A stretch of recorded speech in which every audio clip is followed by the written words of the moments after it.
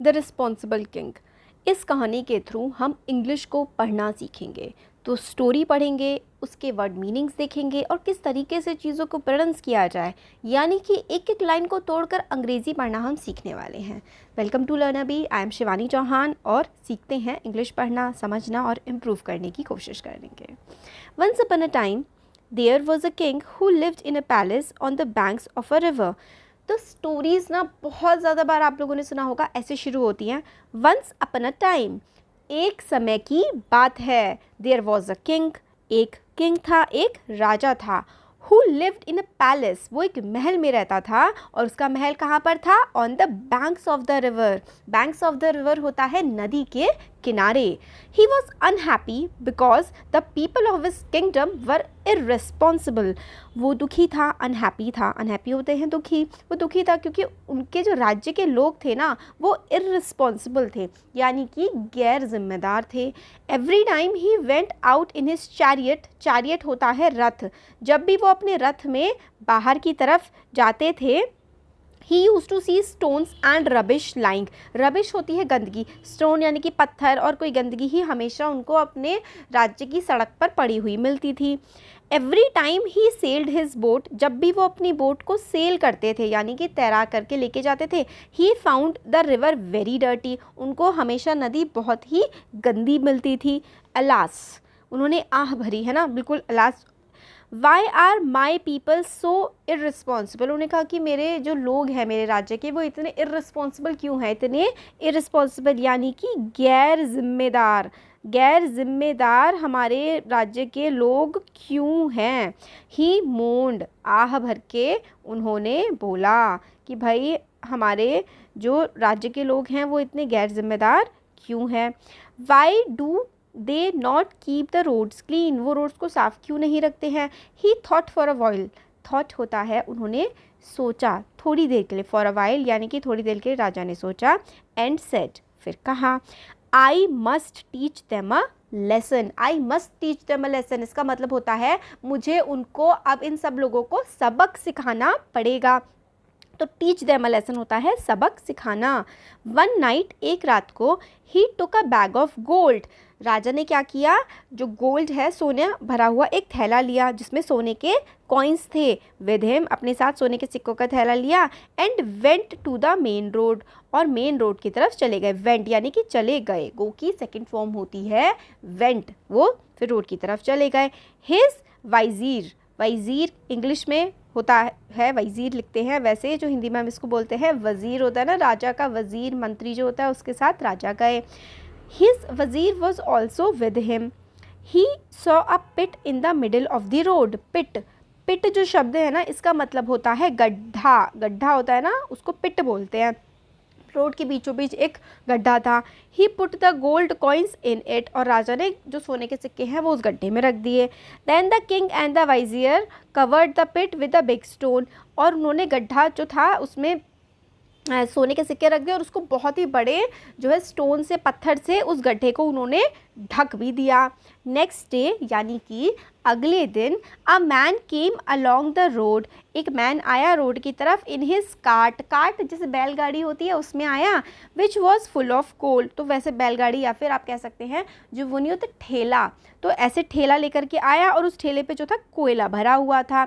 He saw the big stone in the middle of the road, उस आदमी ने एक बड़ा सा पत्थर देखा रोड के बीचों बीच। But he was not worried about it, उसको कोई चिंता ही नहीं हुई इस बात की कि रोड के बीच में पत्थर है। He drove his cart round the stone, मतलब जैसे कि ये कार्ट था और बीच में पत्थर था ऐसे खूब बड़ा सा, तो उसने क्या किया, उसका ये जो कार्ट था ना, ये वो साइड से निकाल करके ले गया। Then another man came, another यानी कि फिर उसके बाद एक दूसरा आदमी आया। Along with the flock of sheep, और वो किसके साथ आया, दूसरा आदमी भी आया फिर उसके बाद, कार्ट वाले के बाद वो फ्लॉक ऑफ शीप्स के साथ आया, मतलब वो भेड़ और बकरियों के झुंड के साथ आया। Flock of sheep and goats. The man did not pay attention to it. जो भेड़ों के झुंड के साथ आया था उस आदमी ने भी कोई अटेंशन पे नहीं की, उस पत्थर को कोई ध्यान नहीं दिया to it and drove his flock round the other side of the stone. और उसने भी क्या किया, अपने जो भेड़ बकरी का झुंड है उसको पत्थर के साइड में से निकाल करके दूसरी तरफ को चला गया। Many other people also passed along the same road. काफ़ी सारे और लोग भी उसी रास्ते से गए, but all of them were so irresponsible. जितने भी लोग थे सब इतने गैर जिम्मेदार थे। They did not bother to remove the stone. किसी ने भी बॉदर नहीं किया, बॉदर होता है परेशानी नहीं उठाई उस पत्थर को वहाँ से रिमूव करने की, यानी कि हटाने की। Finally king called all the people of his kingdom. Finally king ने अपनी किंगडम के सारे लोगों को बुलाया एंड सेड, और कहा, come let's remove the stone from the road. आओ सभी और मिलकर के हम रोड पर से पत्थर को रिमूव करते हैं, स्टोन को हटा देते हैं। People were stunned. People were stunned. Stunned होता है भौचक्के रह जाना, बिल्कुल भौचक्के रह गए। To see the gold coins in pit when they rolled the stone away. तो लोग बिल्कुल भौचक्के रह गए जब उन्होंने सोने के सिक्के देखे उस पिट में, गड्ढे में। जब उन्होंने पत्थर को हटाया तो सोने के सिक्के देखे उस गड्ढे में। फिर क्या बोलते हैं राजा, look there were gold coins. देखो वहाँ पर सोने के सिक्के थे।